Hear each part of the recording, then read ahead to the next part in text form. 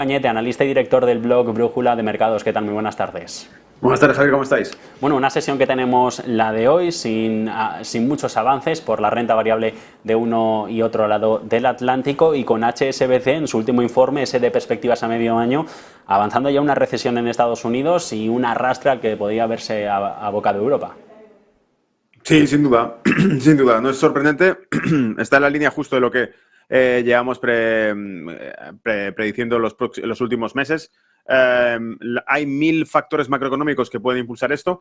El más sencillo, el más simplista, es el incremento de tasa de interés, ejerce presión sobre los flujos de liquidez, encarece el precio del dinero, y cuando el precio del dinero se encarece, la economía tiende a ajustarse cayendo los flujos de inversión, que es algo que ha ocurrido en Europa, que es algo que ha ocurrido también en Estados Unidos.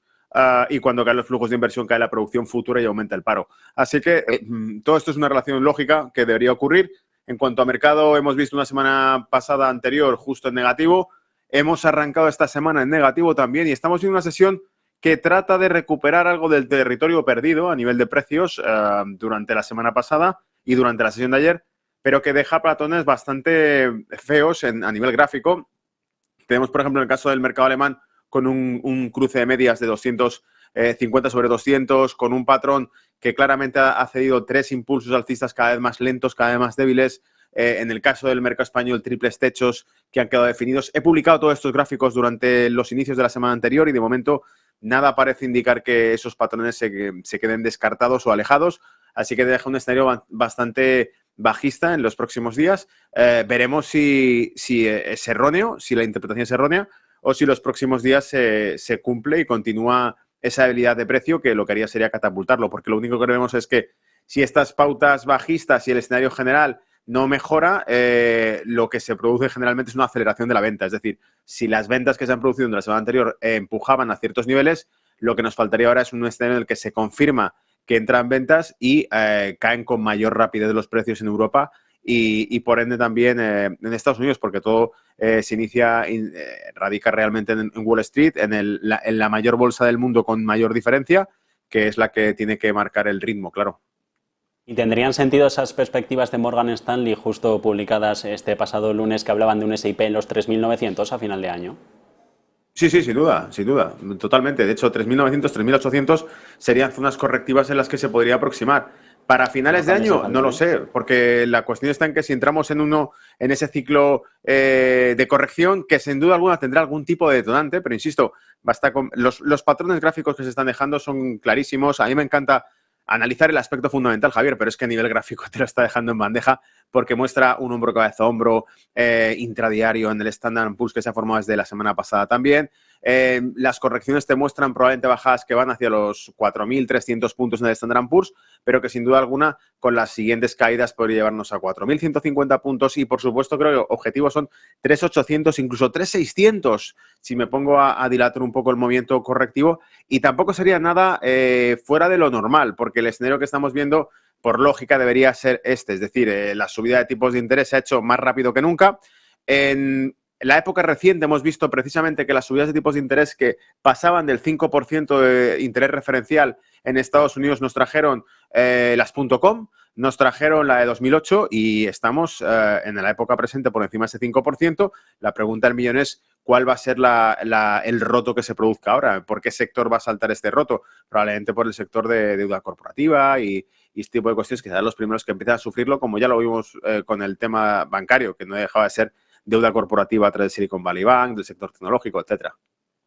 De momento, lo que preocupa también a los bancos centrales es esa subida de los tipos de interés, y hoy Christine Lagarde en Sintra están todos reunidos en ese foro anual que hay en Portugal auspiciado por el Banco Central Europeo, y Christine Lagarde, lejos de las evasivas a las que nos tienen acostumbrados durante esas ruedas de prensa posteriores a las citas de su Consejo de Gobierno, ha querido dejar claro y apuntalar dónde va a estar la tasa terminal, más que dónde el futuro de política monetaria. Vamos a escucharla. Under these conditions, it is unlikely that in the near future the central bank will be able to state with full confidence that the peak rates have indeed been reached. And this is why our policy needs to be decided meeting by meeting and has to remain data dependent. Improbable que esa tasa terminal, donde se topen ya las subidas de tipos después de esos 400 puntos básicos de incremento que hemos tenido en el último año. Dice que es improbable que el tipo terminal se alcance en un futuro cercano y se abre la puerta a más subidas de tipos, ya no solo 25 en julio, posibles a lo mejor 25 en septiembre, sino más allá, o al menos no deja muy clara la hoja de ruta, Lagarde.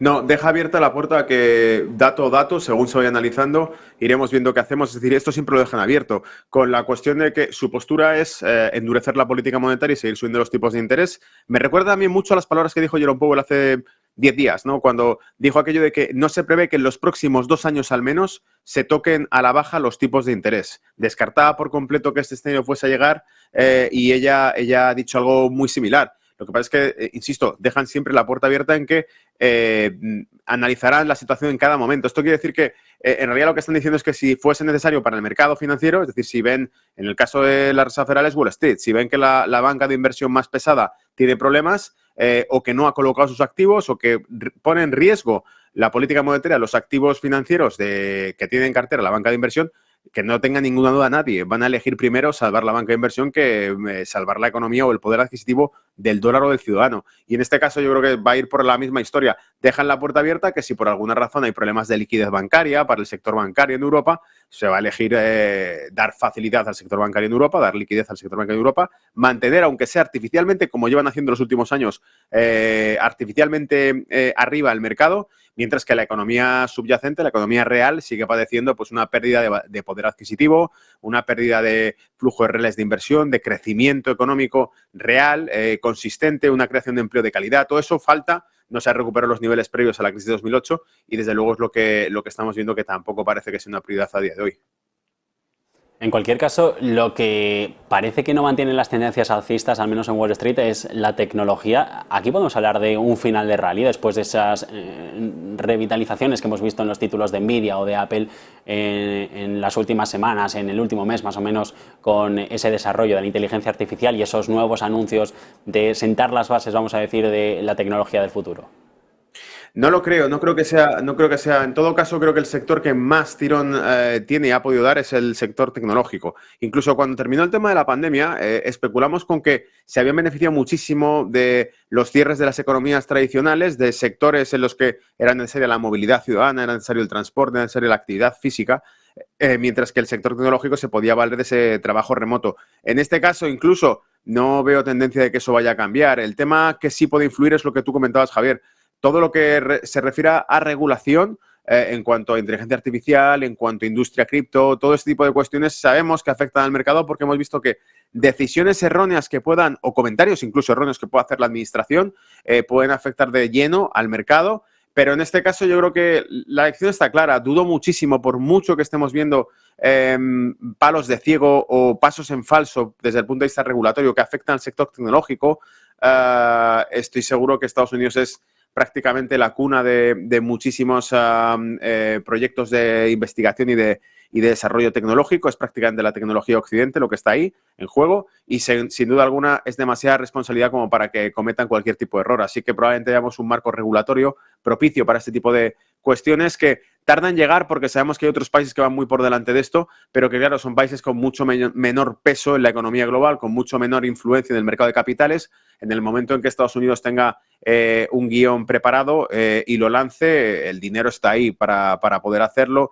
No solamente el dinero, la red de contactos, la red clientelar que tiene creada Estados Unidos para todo Occidente, significa que lo que haga Estados Unidos lo va a implementar e implantar Europa sí o sí. Y todo esto tiene implicaciones, incluso te diría, hasta en el terreno monetario, porque los proyectos que tienen hechos para la digitalización económica, de la digitalización incluso personal, de los individuos, todo eso está ahí y va a salir. En fin, es una cuestión que se está haciendo a fuego lento, pero se está haciendo con una seriedad increíble, porque ni siquiera es algo que socialmente esté demandado o incluso aceptado, y sin embargo va para adelante. Los proyectos monetarios para crear carteras digitales, lo decía hace poco el Banco Central Europeo, en el caso del Banco Central Europeo será no solamente a nivel corporativo, como lo quiere implementar la Reserva Federal para que lo utilicen bancos y que sirva como un sistema interbancario, en el caso de Europa es para ciudadanos también e incluso para que las empresas estén obligadas a aceptar pagos digitales en esos euros digitales que emita el Banco Central Europeo. O sea que la digitalización de la economía va para adelante sí o sí, se pongan como se pongan, y por eso casi todo el sector tecnológico que está detrás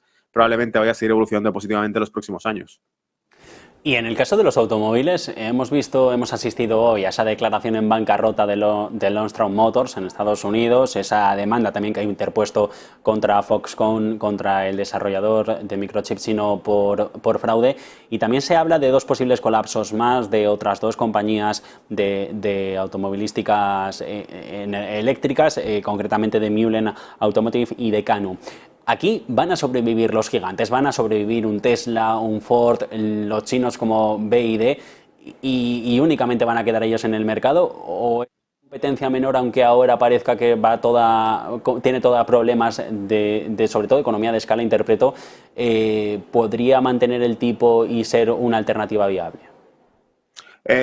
Lamentablemente la percepción que tengo, yo no soy experto en el sector automovilístico, pero la percepción que tengo es que casi todos los negocios en Estados Unidos funcionan con ese favoritismo que se le brinda a las grandes empresas. Los mejores ejemplos cuando seguimos bolsa es simplemente revisar, por ejemplo, índices de baja capitalización con que tengan compañías de media o baja capitalización, van a ver siempre que tienen más problemas crediticios, más problemas de desarrollo que los que tienen las grandes compañías, que suelen estar pues muy mimadas y muy bien cuidadas por parte de la administración de Estados Unidos, sencillamente porque son el estandarte de la economía americana. Tesla sobrevivirá probablemente por encima de todas porque es un símbolo, a menos que, de nuevo, también se meta en turbulencias políticas su líder. Pero mientras eso no sea así, Tesla sigue siendo un símbolo de la economía americana, el tipo sigue siendo un showman, un emblema para la sociedad estadounidense y, por lo tanto, por eso tiene tirón y tiene futuro. Muchas veces el inversor americano invierte precisamente por, bueno, como ha ocurrido toda la vida y en todas partes. Invierte también por oídas y invierte también por la imagen que representan, no por un estudio fundamental preciso que tenga una compañía. Por eso compañías pequeñas dentro de un mismo negocio, aunque inicialmente puedan tener proyectos mucho más prometedores o rompedores, no necesariamente son los que mejor se venden. Es decir, al final el bestseller no es el mejor libro, sino el que mejor ha sabido venderse. Y en este caso yo creo que la película es exactamente idéntica a lo mismo. Problemas de economía de escala, problemas de acceso a financiación, problemas de desarrollo, y barreras incluso políticas que se pueden encontrar entre tanto. Es muy complicado llegar a niveles como los que están los grandes y en este caso Tesla, claro. Pues pendientes de esos bestsellers de los mercados. Gonzalo Cañete, analista, director del blog Brújula de Mercados, muchas gracias por haber atendido a Negocios Televisión. Un saludo. A ti, Javier, un placer, un saludo. Nosotros, unos segundos de publicidad y seguimos.